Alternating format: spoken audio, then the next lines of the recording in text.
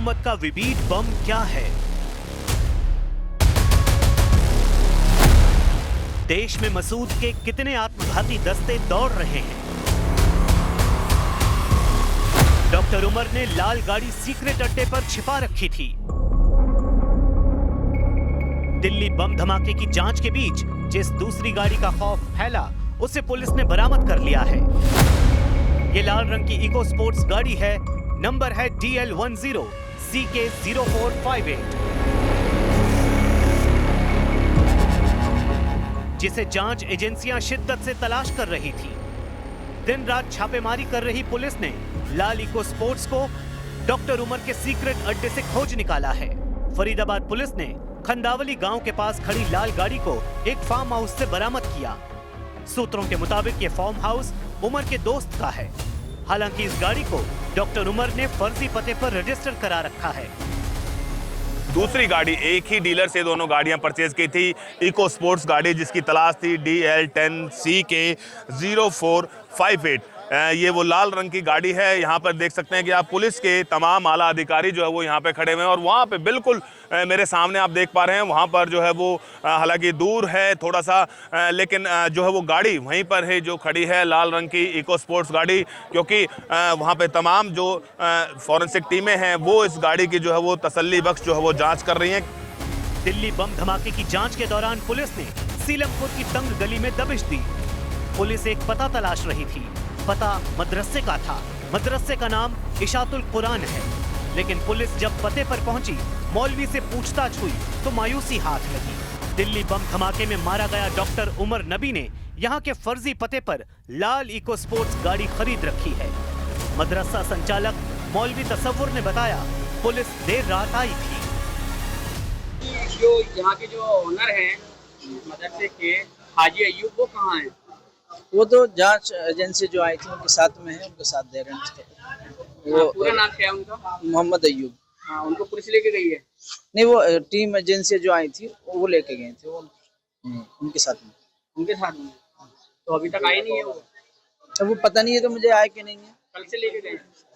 रात लेके गए थे। हाँ, रात लेके गए। बम ब्लास्ट में मारे गए डॉक्टर उमर नबी ने लाल गाड़ी को फाइनेंस करवाया था। साल 2017 में राजौरी गार्डन के पते पर रजिस्टर्ड है। लाल इको स्पोर्ट्स का फिटनेस 21 नवंबर 2023 तक ही वैलिड है।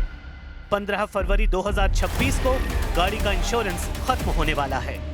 लाल इको स्पोर्ट्स गाड़ी की बरामदगी के साथ अब एक ब्रेजा गाड़ी की तलाश में पुलिस जुट गई है।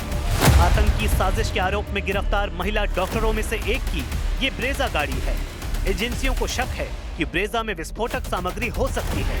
हालांकि अब तक उस ब्रेजा गाड़ी का पता नहीं चल पाया है।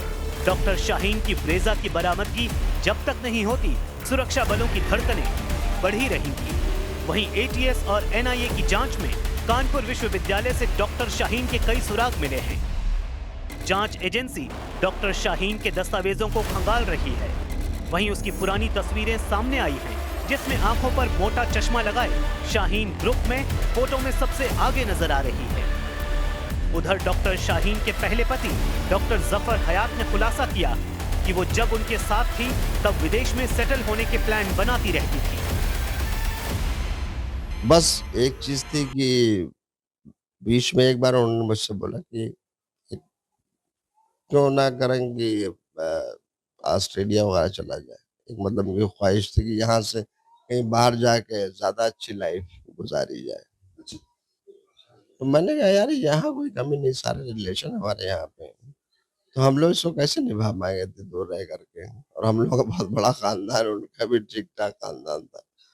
तो हमने कहा क्या मतलब, ठीक ठाक चल ही रहा सब कुछ। डॉक्टर शाहीन का यूपी के कानपुर कनेक्शन सामने आने के बाद स्पेशल ऑपरेशन टीम बनाई गई है।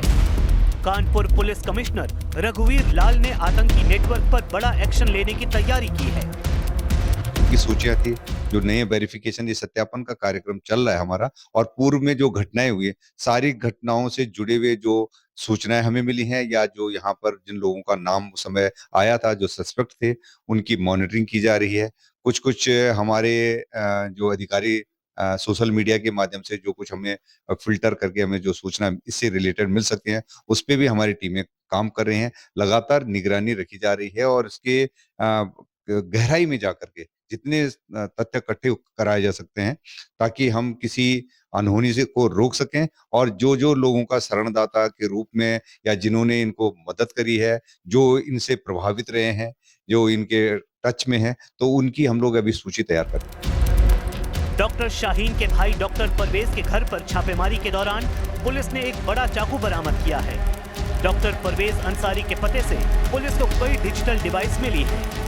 जांच में अब तक सामने आया है कि डॉक्टर परवेज अपनी बहन शाहीन और डॉक्टर मुजम्मिल के संपर्क में था। सूत्रों से पता लगा है कि डॉक्टर अदील सहारनपुर से सब कुछ लीड कर रहा था। डॉक्टर अदील की गिरफ्तारी में नीली स्कूटर बहुत ही अहम सुराग बनी। डॉक्टर अदील सहारनपुर के थाना कुतुब के जिस मकान में रहता था, पुलिस ने जब वहां दबिश दी तो वो वहां नहीं मिला, लेकिन नीली स्कूटी से उसे वहां से जाते लोगों ने देखा था। डॉक्टर अदील यहीं से ये स्कूटी उनको दी हुई थी हॉस्पिटल ने। ये स्कूटी हॉस्पिटल के नाम है, नीले रंग की। जिस दिन ये यहाँ से भागने की फिराक में थे, वह इसी स्कूटी से एक कर्मचारी को लेकर सरसावा तक पहुँचे, क्योंकि स्कूटी को वापस हॉस्पिटल को सौंपना था। इसीलिए वह कर्मचारी को साथ लेके गए और वहाँ से चंडीगढ़ भागने की फिराक में थे। सूत्रों के मुताबिक डॉक्टर अदील और शाहीन मिलकर सहारनपुर और हापुड़ में जैश का मिनी रिक्रूटमेंट कमांड सेंटर बनाने की जगह तलाश रहे थे। सेंटर के अंदर एनजीओ का ढोंग कर आतंकी ट्रेनिंग देने का प्लान था। डॉक्टर शाहीन ने जैश के कमांड सेंटर के लिए कई एनजीओ से संपर्क भी साधा था, जिनके नाम पर गरीब लड़कियों की पढ़ाई और गरीबों पर इलाज कराने के बहाने टेरर फंडिंग करवाई जाती। सेंटर में आतंकी ट्रेनिंग लेने आने वाली महिलाओं को मुंतजिमा नाम दिया जाता। ट्रेनिंग सेंटर में बाहरी हिस्से में ही अस्थायी दवाखाना और मुस्लिम छोटी लड़कियों के लिए स्कूल खोला जाता। बाकी के हिस्से में हॉस्टल होता, जिसमें ट्रेनिंग करने वाली लड़कियां रहती। लड़कियां शिफ्ट के हिसाब से अस्थायी दवाखाने में काम करती और स्कूल में छोटी बच्चियों को पढ़ाती भी। अदील और शाहीन का आतंकी प्लान 10 बड़े कमरे और एक तहखाने में ट्रेनिंग हॉल बनाने का था। ऐसी जगह उन्हें मिल नहीं रही थी। डॉक्टर अदील के 3 करीबी जांच एजेंसियों को उसकी करतूतों के बारे में तफसील से बता रहे हैं। कई लोगों का आना जाना था, हालांकि मोहल्ले वालों से उनका मिलना बिल्कुल नहीं था, लेकिन कहीं ना कहीं 4 से 5 लोग उनके घर पर लगातार रात के टाइम आते थे। उनसे क्या बात करते थे, कहीं ना कहीं दीनी शिक्षा के जो उनके विद्यार्थी थे, जो युवा थे, और इसके अलावा डॉक्टर्स या पढ़े लिखे लोग भी उनके पास आते थे और कहीं ना कहीं उनका माइंड वाश उनको एक जैसे मोहम्मद के साथ जोड़ने का कार्य भी उनके द्वारा किया जा रहा था। सहारनपुर में आतंकी नेटवर्क के खुलासे के बाद स्थानीय लोगों में भारी गुस्सा है।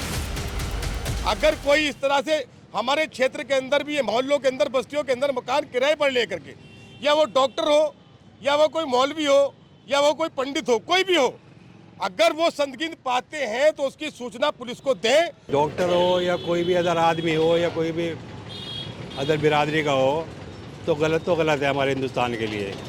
जो गलत सोच रखता है और वो साबित हो जाता है, तो उसके लिए तो सज़ा बनती है, जो भी कठोर सज़ा है उसको दी जाए। अगर बम ब्लास्ट हुआ है वहाँ पर लाल किले में, तो दोषियों को सज़ा मिलनी चाहिए। उत्तर प्रदेश में जैश का आतंकी टोला ऐसी जगहों को दहलाने की साजिश रच रहा था, जिससे देश भर का माहौल खराब हो जाए। सूत्रों के मुताबिक गिरफ्तार आतंकियों के निशाने पर राजधानी दिल्ली के साथ साथ उत्तर प्रदेश के मंदिर और धार्मिक स्थल थे। जैश के white collar terror group Ayodhya और काशी में विस्फोट करने का प्लान बना चुके थे। सूत्रों के मुताबिक पुलिस के शिकंजे में आई डॉक्टर शाहीन ने अयोध्या में स्लीपर सेल को एक्टिव किया था। सूत्रों से पता लगा है कि आतंकियों ने अस्पतालों और भीड़ वाले बाजारों को भी हिट लिस्ट में रखा था। आतंकी वारदात को जैश के व्हाइट कॉलर दहशतगर्द विबीट का इस्तेमाल कर अंजाम देने वाले थे। विबीट का मतलब vehicle borne improvised explosive device है। 14 फरवरी 2019 को जम्मू कश्मीर के पुलवामा हमले में जैश के आत्मघाती आतंकी ने सीआरपीएफ के वाहन को उड़ाने के लिए कार में ही लगे विबीट का इस्तेमाल किया था, जिसमें 40 जवान शहीद हो गए थे। पुलवामा पैटर्न से जैश ने दिल्ली के लाल किला बम धमाका करवाया। फॉरेंसिक सूत्रों के मुताबिक दिल्ली बम धमाके के सैंपल में PETN यानी पेंटा एरिथ्रिटॉल टेट्रानाइट्रेट केमिकल होने का शक है। इससे पहले वहां जांच में अमोनियम नाइट्रेट के भी सबूत मिलने का दावा किया जा चुका है। PETN केमिकल सफेद रंग का पाउडर होता है जिसे RDX से भी घातक बताया जाता है। ऐसे विस्फोटक से लदी दौड़ती गाड़ी से आत्मघाती हमला मसूद अजहर के आतंकियों की पहचान है। लेकिन जिस तेजी से जांच जारी है, गिरफ्तारियां हो रही हैं, मसूद के पालतू आतंकियों की गर्दन फंसती जा रही है। आतंक के अंत तक अब भारत का प्रहार होगा।